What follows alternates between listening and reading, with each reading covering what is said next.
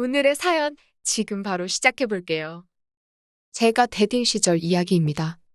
당시 제가 살던 곳이 지금은 땅값도 올랐고 아파트가 들어섰지만 그 당시에는 그냥 서울 구석탱이에 있는 평범한 동네였습니다.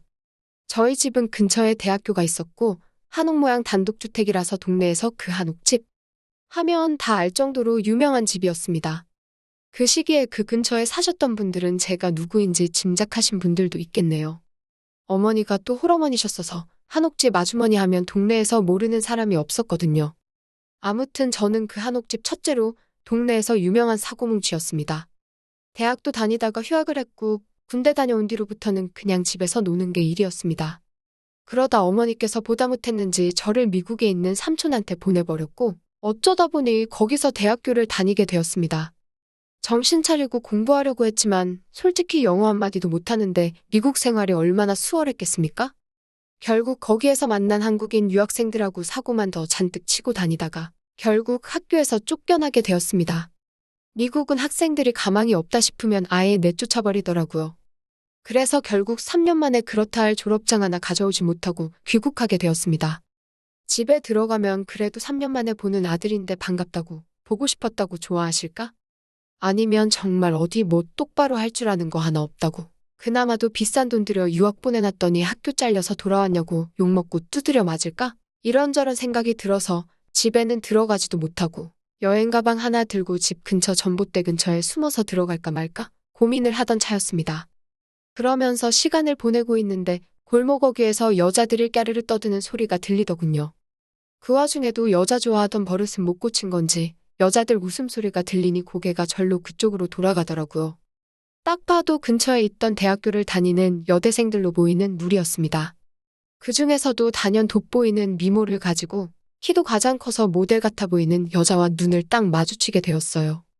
그런데 그녀 눈에는 제가 얼마나 수상해 보였겠습니까? 전봇대 근처에 여행 가방 하나 들고 서 있고 안절부절 못하고 있던 모습이었을 테니 그녀가 저에게 의심을 가질 만했지요. 그녀의 눈초리는 아랑곳하지 않고 그녀 말고도 그녀 주변에 있는 여자들이 상태가 어떤지 한 명씩 싹 다 쳐다봤습니다. 그 대학교가 주변에서는 물이 좋기로 소문이 나 있을 정도였는데 진짜 그 말이 틀린 거 하나 없다는 생각이 들더라고요. 그런데 얼마 안 있어서 저를 찾아온 한 사람. 경찰이었습니다. 그 아까 저를 쳐다봤다는 그 여자가 수상한 남자가 집 앞에서 얼쩡댄다고 해서 신고를 했다더군요.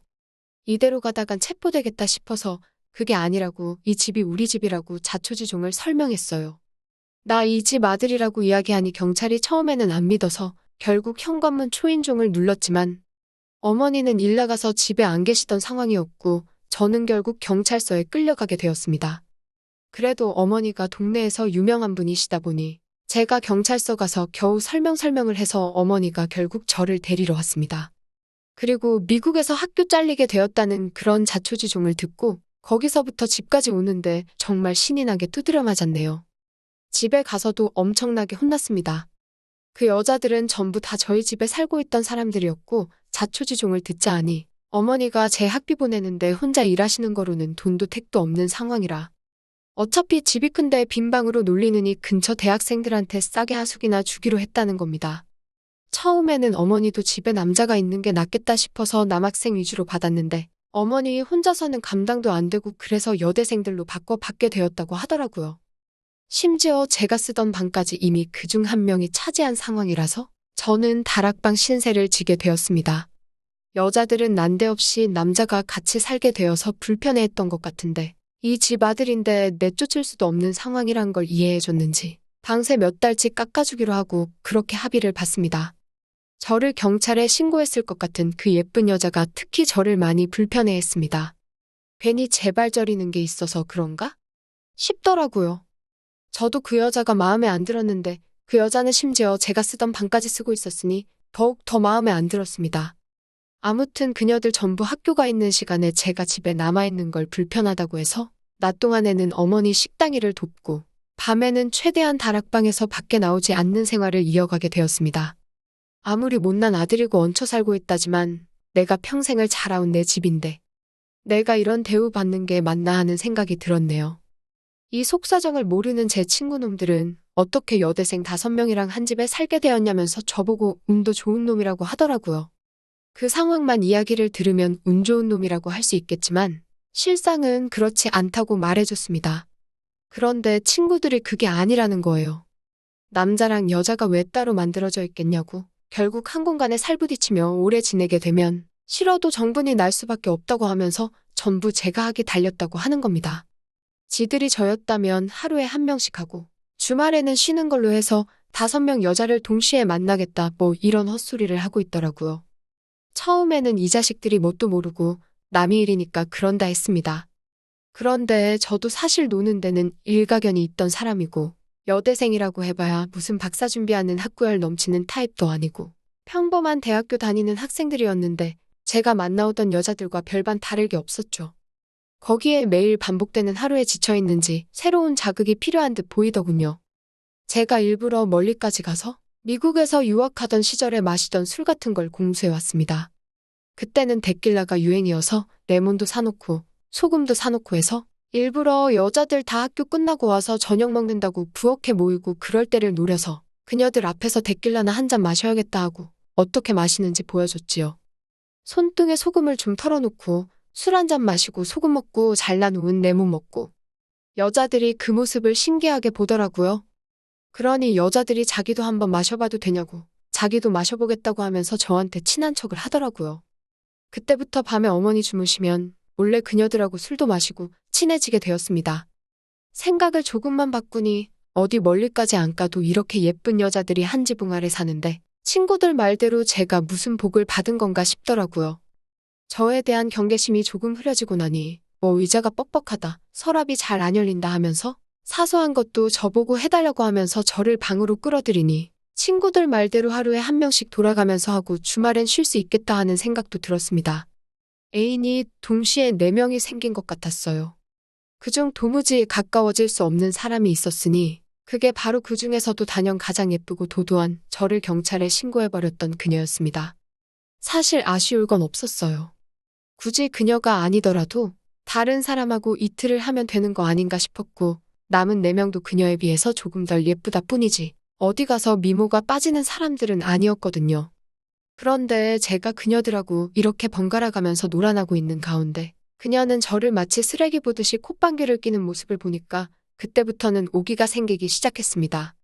어떻게든 그녀를 한번 넘어뜨려보고 싶어서 말이지요. 제가 지내던 다락방이 사실은 제가 쓰던 방, 그러니까 지금 그녀가 지내는 방하고 이어져 있는 구조입니다.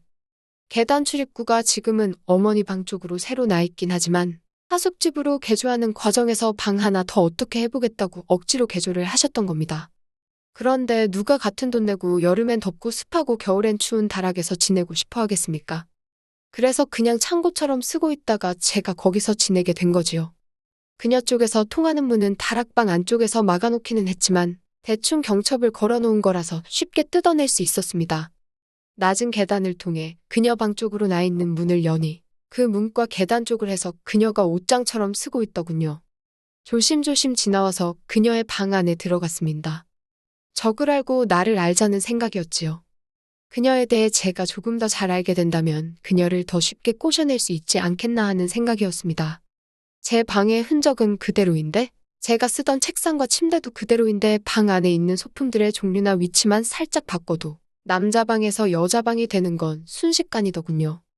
향기도 괜히 좋은 향기가 나는 것 같더라고요. 그 중에서도 가장 예쁜 그녀였어서 그런가? 점점 그녀를 향한 제 마음이 커져가기 시작했습니다. 다른 여자들한테 느끼던 그런 감정이 아니라 그녀와는 연애까지 해보고 싶더라고요. 그녀가 학교에 가 있을 시간에 계획을 하고 내려온 건데 난데없이 문이 벌컥 열리더라고요. 그녀가 과제해 놓은 걸 두고 나와서 학교에서 집까지 가지러 온 상황이었고 문은 밖에서 잠겨 있는데 방 안에 서 있는 저를 보니 그녀는 얼어붙어서 말도 못하고 있었습니다. 그녀가 소리를 지르지 않을까 그녀에게 바짝 달라붙어서 그녀의 입을 막았어요. 이미 그녀 때문에 경찰서도 한 번 다녀왔는데 이번에는 경찰서 다녀오는 걸로는 끝나지 않겠다는 생각에 두근두근 했습니다. 그런데 어이가 없는 게 오히려 그녀는 이런 스릴 있는 상황을 즐기더라고요. 오히려 그녀는 저의 이런 행동에 더 강한 매력을 느꼈던 것 같습니다. 상황이 주는 스릴감 같은 게 있잖아요. 그 후로 그녀는 정말 두 눈에 보이는 게 없는 것 같았습니다. 어찌 보면 그동안 술 한 잔 같이 먹이며 잠깐씩 시간을 즐기던 같이 사는 그녀들은 정말 아무것도 아니었어요. 누구보다 강렬하게 그 순간의 시간을 즐겼습니다. 그녀는 이런 위험천만한 연애를 하고 싶었다고 하더군요. 유치원 선생님이 장래희망인 여자의 또 다른 면모를 본 것 같았습니다. 오히려 제가 그녀 방의 문을 뚫고 쳐들어온 게 그녀한테는 더 자극적이고 새로운 충격이었던 거였어요. 하지만 그녀는 한 발 더 나아가서 같이 사는 사람들한테는 우리 사이가 아직도 서로 쌀쌀맞은 상황인 걸 유지했으면 좋겠다고 제안을 하더라고요. 어차피 다락방의 통로를 통해서 방 안에 드나드는 건 자유자재였으니 밖에서는 앙숙인 척하고 밤만 되면 신혼부부나 다름이 없었습니다. 그녀와는 그렇게 1년을 더 지냈습니다.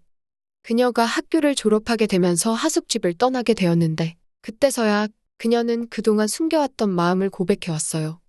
졸업 후에도 계속 만나고 싶다고 하면서 말이죠. 그래서 그때는 비밀스러운 만남을 유지하면서 사실은 서로 앙숙처럼 행동하던 관계였는데 지금은 상황이 비슷하지만 다릅니다. 그때로부터 15년이 지난 지금 그녀는 제 아내가 되었거든요. 지금도 앙숙 같은 관계는 여전하지만 우리가 부부라는 걸 사람들이 다 알고 있으니 말이지요. 오늘의 사연은 여기까지네요. 긴 사연 끝까지 들어주셔서 감사합니다. 구독과 좋아요 잊지 말아주세요.